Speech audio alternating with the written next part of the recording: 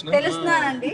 అంటే అత్తగారుగా పెద్ద పీట వేసింది మీరేనండి. చాలా రోజుల తర్వాత మాకు ఒక మంచి స్పైసీ అత్తగారు అండ్ ఇంట్రెస్టింగ్ అత్తగారు దొరికారు.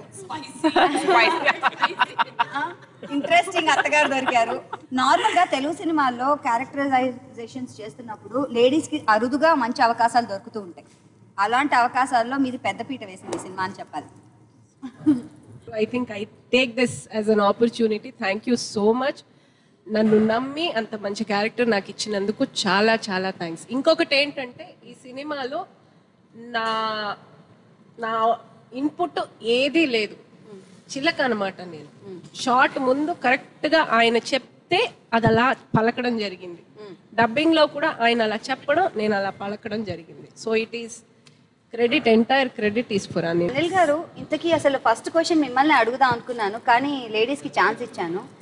ఈ సినిమా మీరు మీ పర్సనల్ లైఫ్ ని గురించి ఏమైనా అనుకుని తీసారా, లేకపోతే ఫన్ మూమెంట్ అడగండి అమ్మా, గట్టిగా అడగండి. అసలు ఎలా తీసారు ఈ సినిమా? అది చెప్పాలంటే దీని గురించి చెప్పాలంటారండి, ప్రతి ఒక్కరూ ఇదే క్వశ్చన్ వేస్తున్నారు. అనిల్ గారి పర్సనల్ లైఫ్ అని. అనిల్ గారి పర్సనల్ లైఫ్ చాలా హ్యాపీగా, చాలా జోవియల్గా ఉంటారు ఆయన. Movie full only fun, no frustration. మీరెందుకు అంత ఫ్రస్ట్రేషన్ తో చెప్పారు? చెప్పాలి సార్, లేకపోతే అనిల్ గారు ప్రపంచంలో ప్రతి ఒక్క మగవాడ స్టోరీ చెప్పారు. So that is the main, is representing the entire male species. అసలు వీరరథం పడుతున్నారండి, వీరరథం. ఆయన ఎంత బాధ్యత తీసుకున్నారో మీకు అర్థం కావట్లేదు. ఒక కమ్యూనిటీని రిప్రజెంట్ చేశారు ఆయన కదయ్యా. అంతేగా.